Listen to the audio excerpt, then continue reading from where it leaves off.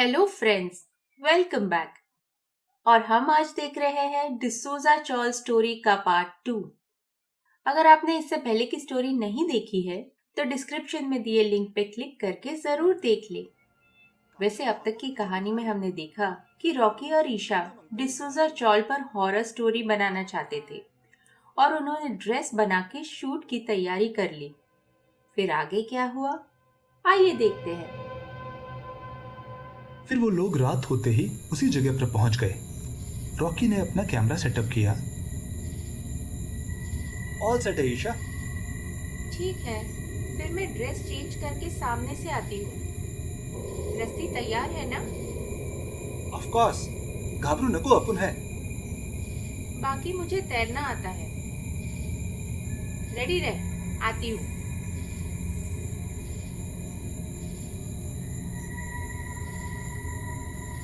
आधी रात थी और सामने से उसी रोशनी में से एक साया उभरा। रॉकी उसे अपने कैमरे में कैप्चर कर रहा था और फिर वो साया धीरे धीरे बड़ा होने लगा। कुछ पल बाद रॉकी को ईशा दिखाई दी।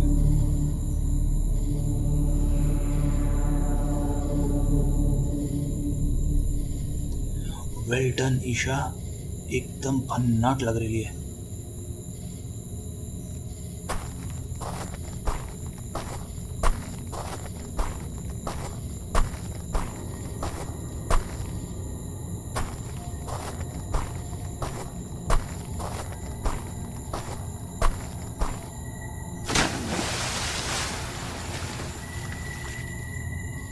एक तरफ तो रॉकी उस दृश्य को देख के सहमा हुआ था और दूसरी तरफ उसके मन में एक खुशी भी थी। उसने जैसा सोचा था उससे भी अच्छा शॉट मिला उसे। उसने फौरन सीन कट किया। कट ईशा। और वो फौरन ईशा को कुएं से बचाने के लिए भागा।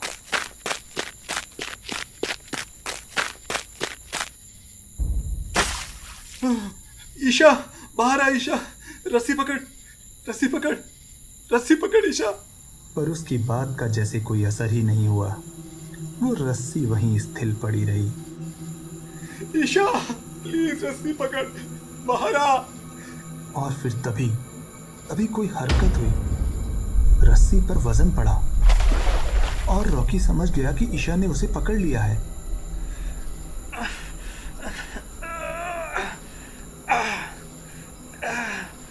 आजा।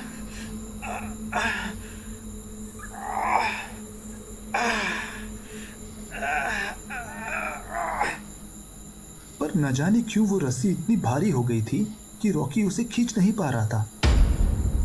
ईशा उसके साथ ही रहती थी। उसने कई बार उसे अपनी बाहों में उठाया था, पर आज आज ये इतनी भारी कैसे हो गई? ईशा!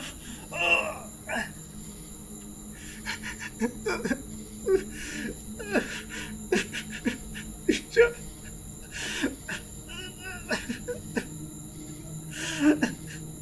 रॉकी उसे अपनी पूरी ताकत लगा के खींच रहा था, पर वो रस्सी थी कि हिलने का नाम ही नहीं ले रही थी।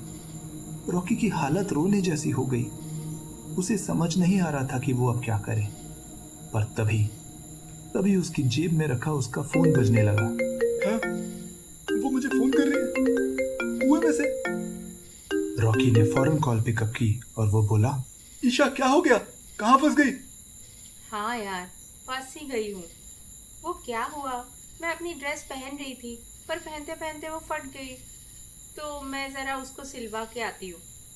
ज़्यादा टाइम नहीं लगेगा, बस 5 मिनट में आती हूँ। क्या? अब रॉकी के सामने उसका पूरा सीन घूमने लगा। उसने जिसे देखा वो ईशा नहीं थी। तो फिर वो कौन थी? वो फौरन अपने कैमरे की तरफ भागा। उसने अपनी लास्ट फुटेज को रिप्ले किया तो उसने देखा कि वो तो पूरी तरह से काली है, एकदम ब्लैंक। चुड़ैल तो क्या, लाइट भी नहीं थी फुटेज में। What the heck? ऐसा कैसे हो सकता है? अभी तो अपन ने रिकॉर्ड किया था। रॉकी अब अपना सर पकड़ के बैठा था और अपनी किस्मत को कोस रहा था। पर तभी अचानक उसका फोन फिर से बजा। रॉकी, तू कैमरा रोल कर। मैं एंटर कर रही हूँ। बोल, लाइट्स कैमरा एक्शन। रॉकी ने बिना सोचे समझे फिर से कैमरा का रिकॉर्डिंग बटन दबाया और बोला, एक्शन। तुझे कुछ हुआ है क्या? कैसी आवाज में बोल रहा है? एनीवे, रेडी और नॉट, हियर आई कम।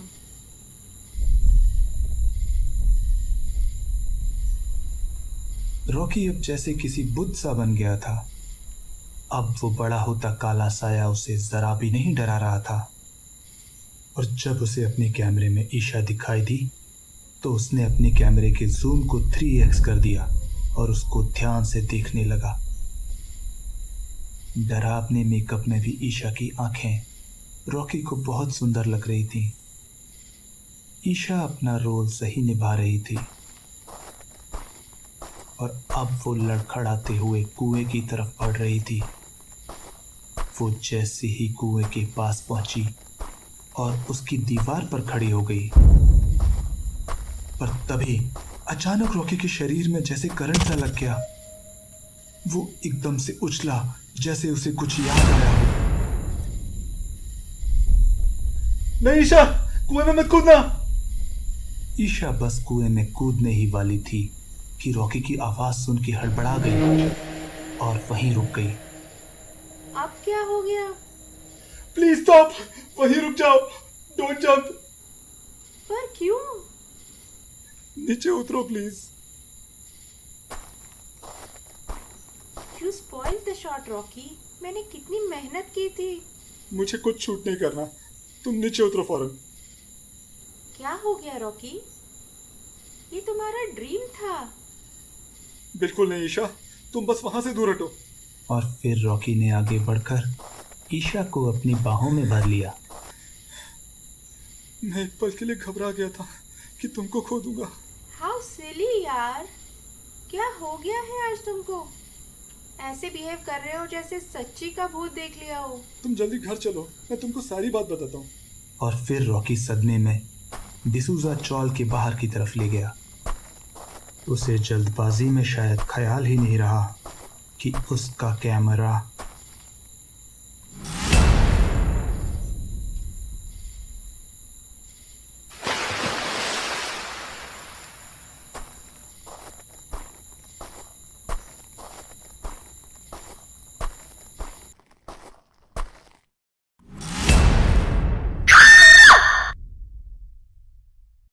तो ये थी रॉकी और ईशा की स्टोरी।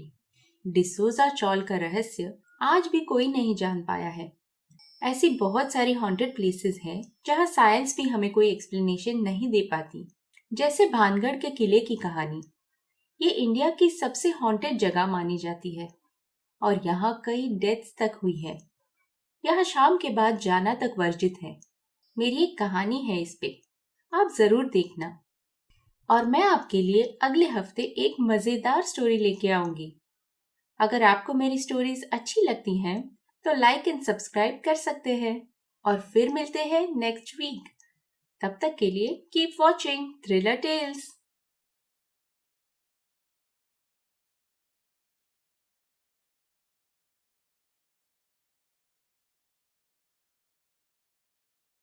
और फिर जब तक रॉकी और ईशा अपनी फिल्म की प्रिपरेशन कर रहे हैं, तब तक हम लोग एक छोटा सा ब्रेक ले लेते हैं। आगे की कहानी बहुत इंटरेस्टिंग है, बहुत मजेदार सरप्राइजेस है। बस थोड़ा सा इंतजार। मैं आपको फिर मिलती हूँ नेक्स्ट वीक इसके सेकंड पार्ट के साथ। तब तक के लिए कीप वॉचिंग थ्रिलर टेल्स।